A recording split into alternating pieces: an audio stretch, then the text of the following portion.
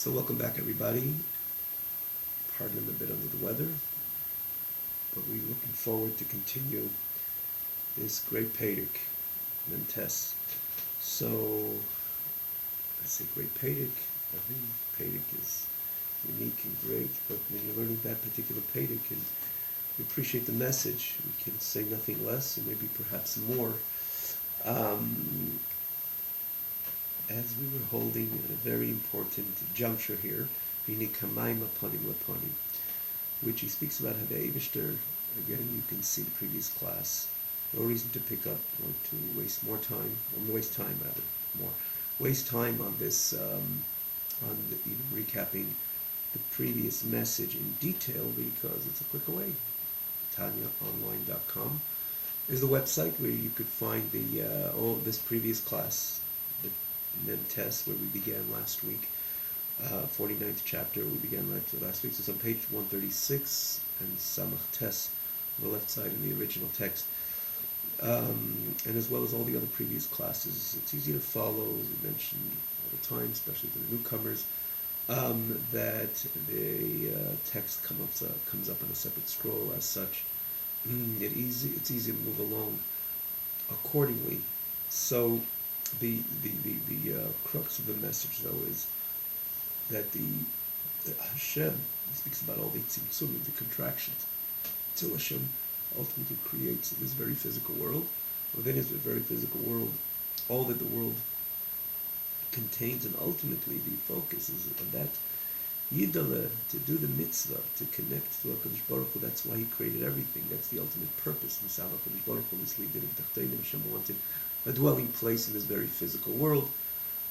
So and for this Hashem pushed himself, so to say, to contract his great light. We mentioned numerous times that that's the whole point of Tzimtzum, because if there wasn't Tzimtzum, nothing could exist. Even the most supreme spiritual world could not exist if there's no Tzimtzum and there's no contraction, condensing Hashem's light, because nothing finite could exist. Even an Olam, even though here he begins the starting point of Atzilus, as we mentioned, because Atzilus, despite being an Olam, it represents and houses the infinity of Elokus, of godliness. But certainly Bria, Yitzira, Asir is our holy spiritual world. Nonetheless, this could have never existed had there not been a tzimtzum, a contraction of the infinite light of HaKadosh Baruch Hu. Hashem established one tzimtzum after another, and he says minim, shayim, myriads, and all other places. It says Ein Sof, amount of tzimtzumim, infinite amount of tzimtzumim. Even though it doesn't emphasize this idea as much over here, the infinite amount of tzimtzum, but he says tzimtzum otzum, intense, the idea that the whole air, the infinite light of HaKadosh Baruch Hu kind of is held back in order that another Elam to be created, another Elam, until Elam Asiyah, namely this physical Elam, and there should be a Yid.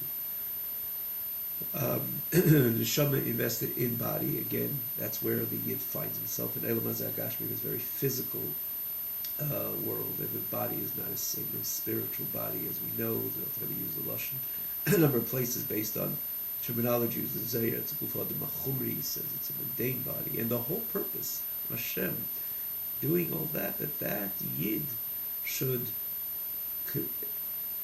subdue the Sitra Achra, while the Yid elevates his godly soul, prioritizes his godly soul, and elevates, sublimates his animal soul in its garments, and in other words, the garments of the Nefesh Elikis, the godly soul, and the animal soul, and all his faculties to HaKadosh Baruch Hu.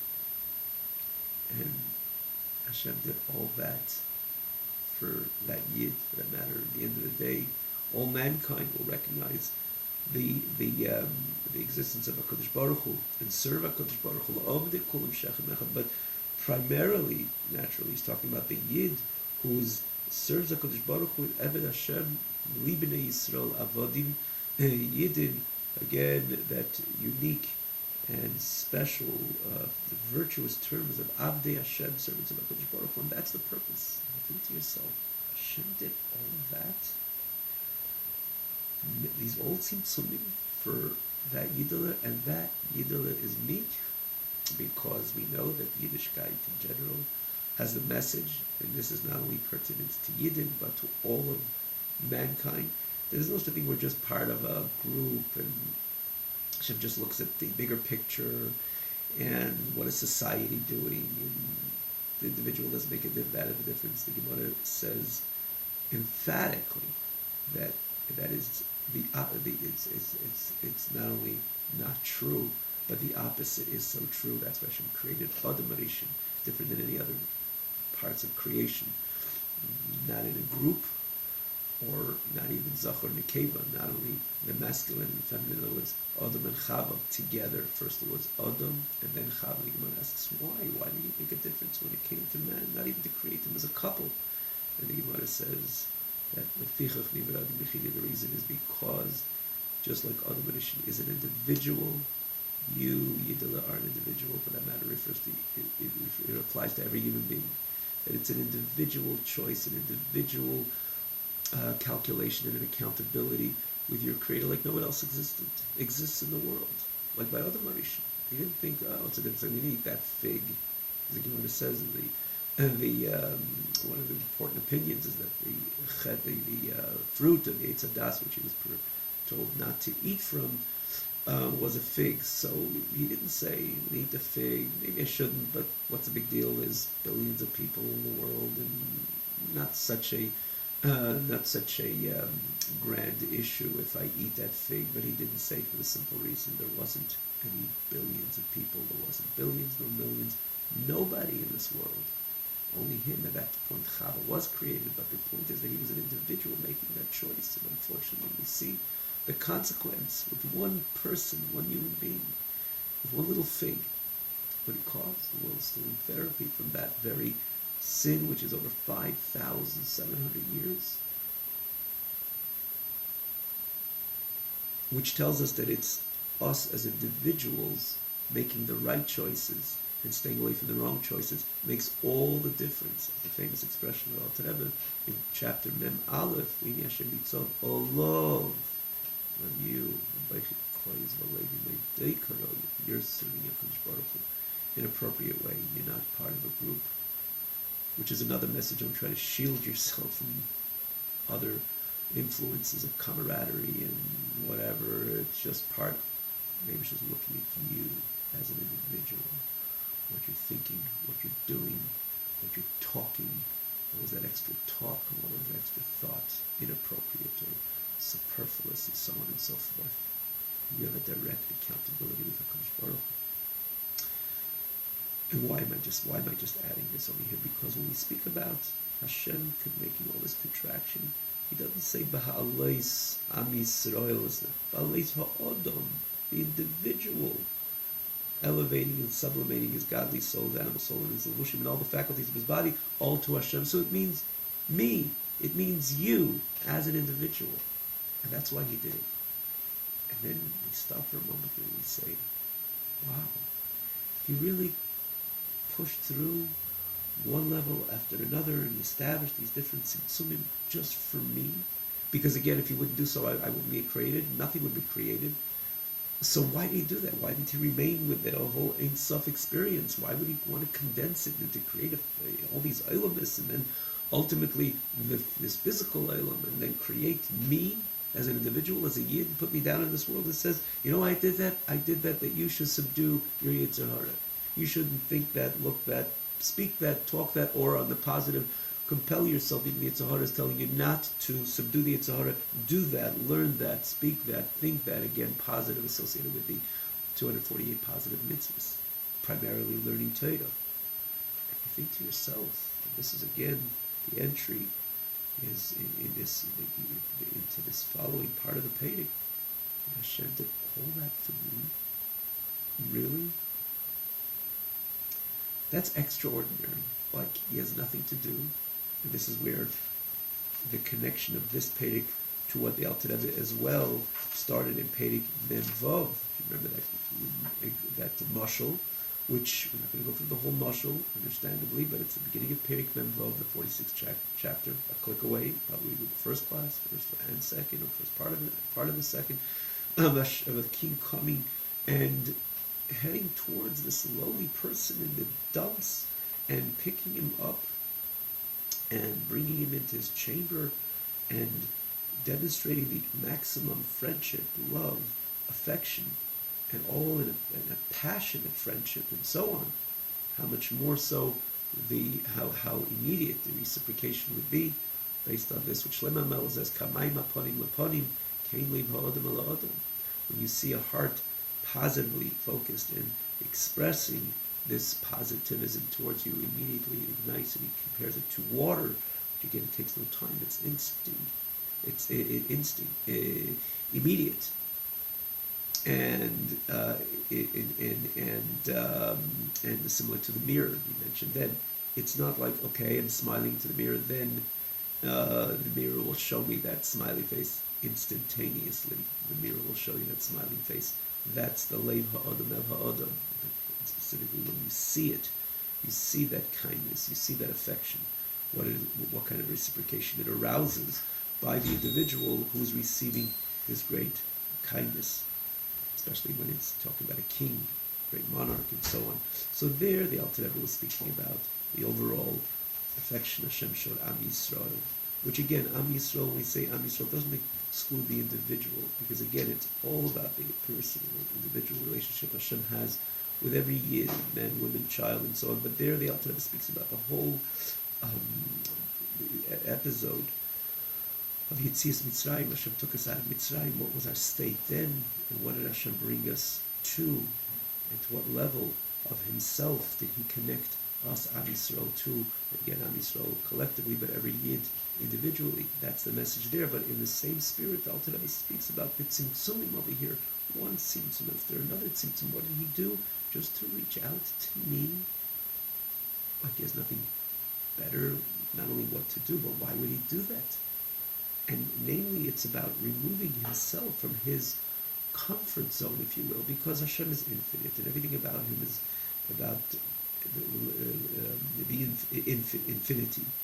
So why would He want to leave the domain of infinity and establish this new phenomenon of the finite, one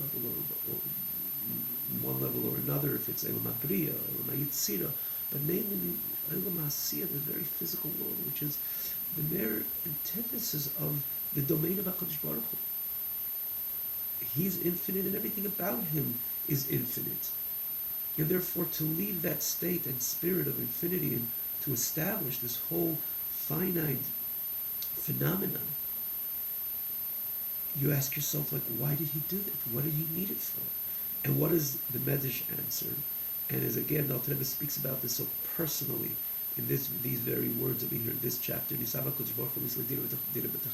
wanted a dwelling place in this very physical world. That's what He wanted. That's what He desired. And in order to have that, He needed, so to say, kaviyachol, to establish these contractions, because you cannot have anything finite in the face of the infinite. So He needed to do one tzimtzum, establish one tzimtzum, one contraction after another. As again, the Lashon last week, it's important to see the words. Last week's class, again, just to click away, otzmu misaper, which means there's no amounts that you can say, well, there was so many tzimtzumim. There was 3,480,000 tzimtzumim. No. Otzmu misaper. You can't count how many tzimtzumim there were in order for the infinite to establish this finite reality. The meaning shading, different types of tzimtzumim, more intense, less intense, until you have a final product, which is Elam Hazeh. And the Yid, the Guf, or the Yid of the Eved Hashem, in this Elam Hazeh, serving HaKadosh Baruch Hu, elevating, sublimating his nefesh l'kis, his nefesh l'hamis, all for HaKadosh Baruch Hu, that is ultimately what Hashem wanted. But granted, this is what Hashem had a type of, this is what He wanted. But at the end of the day, I am personally the recipient of this great kindness. Hashem reached out to me, and He went away completely from His own comfort zone in order to reach out to me, because He has pleasure in my service, in my elevating my nefesh l'kis v'nefesh l'hamis to Him. What does that cause? That cause an immediate, again, He brings the same pasuk, kamayim aponim aponim, an instantaneous, an immediate, reciprocal expression in the very same fashion that I will leave my comfort zone to do what? To reach out to him exactly in the same way that he left his comfort zone to reach out to me. And you don't have to elaborate that my comfort zone is very different than his comfort zone. To the contrary, he left his great infinite light on the side, so to say, in order to reach out to me and establish these contractions, in order to conceal his Eirei Hagodel Habilti Tachlis, his great and infinite light. My comfort zone is naturally to the contrary. In Yid, as he finds himself, we're not talking about a neshama divested of a body, we're talking about a body, a neshama invested in a body, with bodily needs, bodily desires, animalistical needs, animalistical desires, as we all know if we don't have to elaborate on this. This is generally our default comfort zone, and the point is to leave that comfort zone, and again, the reciprocal expression, reciprocating to Hashem's great kindness of leaving his comfort zone to reach out to me. I will remove, again, myself from my comfort zone, layer after layer, in order to reach out to him in the maximum possible manner. And again, naturally, it translates in a total devotion of and submission to HaKadosh Baruch Hu, the way it's reflective in my complete, unequivocal devotion to my learning Torah and my doing mitzvahs, as he says, to cleave to HaKadosh Baruch Hu, and again, not only just to do it, to go through a perfect checklist, but with passion and desire and aspiration. And naturally, that itself contributes to me forcefully leaving all this which contributes to my bodily and animalistic desires. Because when a person is passionate about God, it's much easier to shake himself away from this which would distract him. And so too, just because as HaKadosh Baruch Hu did so too that arouses with the Yid to do exactly the same. So we'll see it in the text.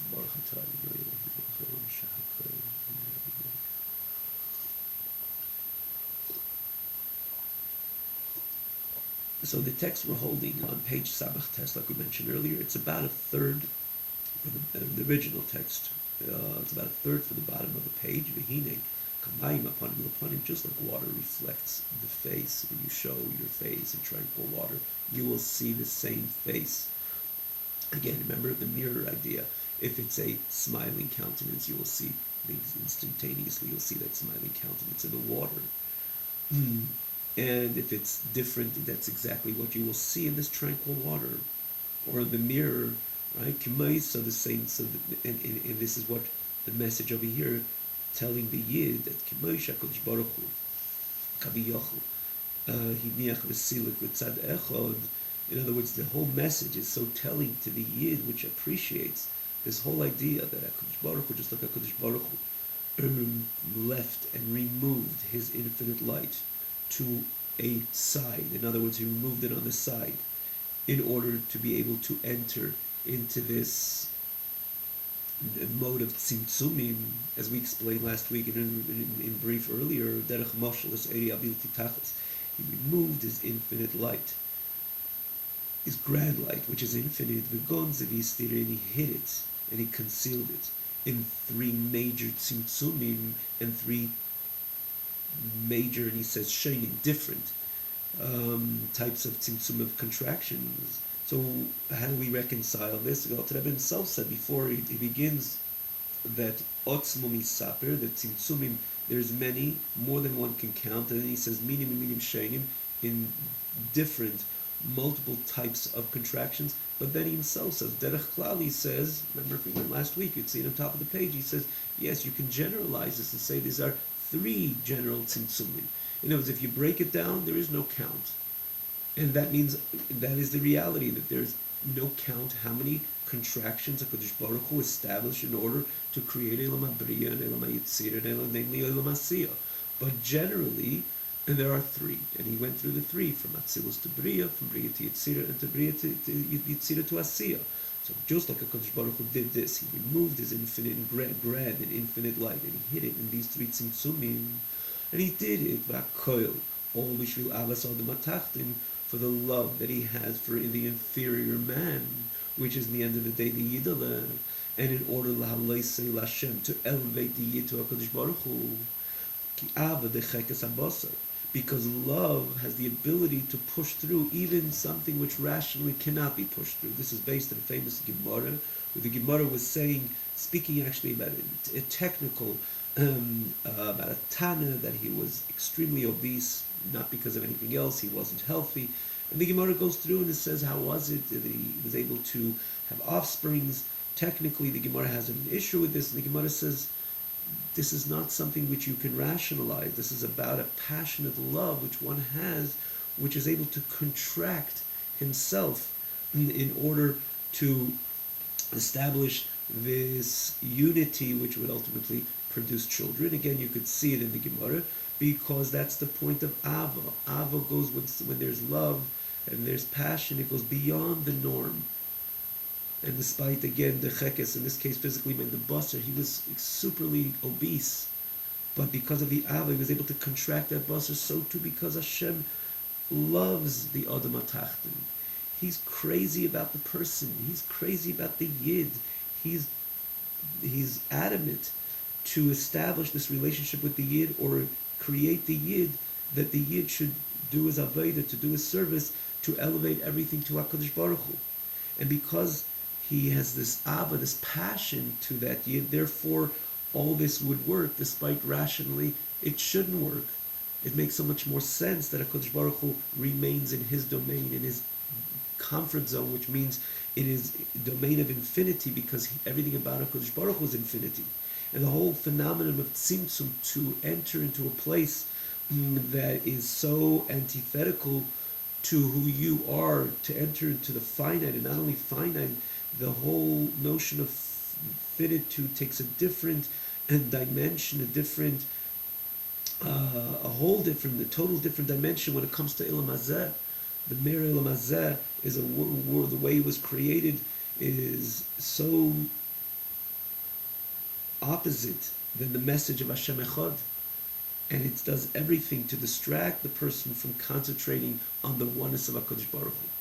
So the whole, even when we explained last week, even El Mabriya, which is a very spiritual world, there where you have a Gan Eden Elyon, but nonetheless, all this happening in the face of the infinite, in the face of the infinite, nothing could exist. So even Hashem removing himself from his infinite domain, from his infinite space, and creating El Mabriya is also a great chidush, and Eibishter needed to have some love and some passion to establish something in order to break through that Eira Bilti Balvur, to remove it on the side, in order to allow the Elam Abriya to come in, to establish these great contractions. And from Elam Abriya to Elam Yitzira, and again, there is this sub-tzimtzumim, as we again mentioned earlier and last week, and namely this greatest tzimtzum, because Elam Yitzira still demonstrates the oneness of HaKadosh Baruch Hu one way or another. It's the domain of the Malachim, and that's where Gan Eden Tachtin is, the lower level of Gan Eden. But Elam Hazeh, this physical world, it's not only just a tzimtzum, it has been the greatest tzimtzum to create a world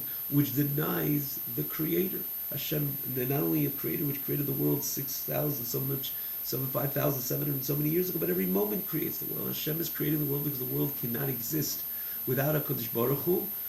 And so Hashem is the sole creator. In other words, if Hashem pulls the plug, so to say, stops creating, the world wouldn't just break apart, become dark, and so on. It would just cease to exist. HaKadosh Baruch Hu is the energy of Olam, yet the Olam is denying every moment in that oneness of HaKadosh Baruch Hu, which is its own creator. As again, we learned in Perek Lamed Vav, the fabric, so to say, of the Olam Hazeh is a fabric which demonstrates constantly on Niva Afsiyet. It's about me, it's not about God, and the Yid is sent there to make that change, to make that reform, starting from with himself, with his own body, with his own Nefesh Bahamis. And Hashem is so crazy excited about it. He loves it so much, and he's so passionate about it, that he's ready to do all that, so to say, to himself, and again, totally leaving his comfort zone, his infinite state, in order bishvil avas adam atachon, because his love is passion for this inferior man, Hashem, to elevate himself and all his faculties, again, all his kaiches, like he said before, his nefesh likis, his nefesh bahamis to Hashem, ki ava dechekes abasar, because Hashem's great love changes the whole rational reality, dynamics of HaKadosh Baruch Hu b'chloide v'atzmai. Achas kama v'kama, how are we meant to reciprocate? How much more so? And be kifle kiflaim, which means not stam to reciprocate in the same manner, but double and quadruple. And remember, we say when Alter Rebbe says be kifle kiflaim, it's not limited to 4, but it's le'ein kates. He says actually the word le'ein kates, infinitely greater, infinitely more. You see, he translated right away. He says be kifle kiflaim, and he goes on, I really mean le'ein kates. That it's fitted for man to leave, to drop everything which is pertaining to him, minefesh ad basar, from soul to flesh, which means his comfort zone, whatever contributes to his bodily and animalistic comfort, ulahafkir hakoil, and to be mafkir hakoil, which means to drop everything and let everything go. In what way? The same way HaKadosh Baruch Hu, again, does it with passion and love, and is so aspired to do so, again, because of his determination to connect to the Yid. So too, we're meant to with a dveikus, adherence, a passionate adherence, a desirable adherence. And nothing should stop him, not from inside, which is again his own animalistic and bodily drives, should not be in the way at all, and also be bachutz, even the outer or as well as outer distractions which would stop a person, say, hey, you're going too far, don't push it. Again, this is when it comes to the negative. Don't be so scrupulous on the mitzvahs leisesa, or hold it. Be cool a little bit when it comes to performing a mitzvah or learning Torah and how much you're going to learn Torah. Nothing should be in the way. V'lei guf v'lei nefesh, v'lei mamim v'lei isha ubanim. Not body, not soul, not money, not one's wife, and not one's children, which is the Alter Rebbe is going to go on, as we'll continue Be'ez Hashem next week. And the Alter Rebbe is saying, because as the Gemara says, and this is so natural, the Gemara says, Levavcha, we say in Kriya Shema, love HaKadosh Baruch Hu b'chol levavcha, that you should also make sure that natural and innate love that you have to your wife and children should also not stand in the way of your complete love to HaKadosh Baruch Hu. And obviously it doesn't mean, God forbid, to harm them or be indifferent to them, but it means not to get carried away, because this is, again, it's perhaps even naturally it's a healthy drive one has to his wife and his children. His children are part of him, so he's always giving time and attention, and that again can compromise on his mitzvahs, namely learning Torah, his benching, his concentration on his benching, or however Torah and mitzvahs are ultimately realized. So HaKadosh Baruch Hu says, or this is the message of the pasuk, that the love to the wife and children should never stand in the way when you're in the total devotion and expression and passion and expression to your adherence to HaKadosh Baruch Hu, to your love to HaKadosh Baruch Hu. So again, it doesn't mean, God forbid, to totally ignore them. One does whatever he needs, but again, it's because Torah demands that a person should be connected to his wife and his children. But again, when it comes to his children, to educate them the way of Torah, that is the Torah mandate. That's not ignoring the Torah mandate. But anything else which compromises the Torah mandate and compromises the totality of the Torah mandate, the total devotion of a Yid 24/7 to HaKadosh Baruch Hu, he should make sure that, and this is again his very natural reciprocation to HaKadosh Baruch Hu, pushing himself towards the Yid because of his great love and passion to the Yid, so too the reciprocation from the Yid to HaKadosh Baruch Hu has to be exactly in the same manner, in a total, absolute, unconditional, unequivocal fashion. Not to give up, nothing should distract him. Again, the Lashon of Alter Rebbe, not from inside, not from outside, not body, no soul, nor money, which could be a great distraction, we know, nor wife, nor children. as Alter Rebbe himself, as we mentioned, is going to elaborate a little more in this coming class. Accordingly, have a wonderful night.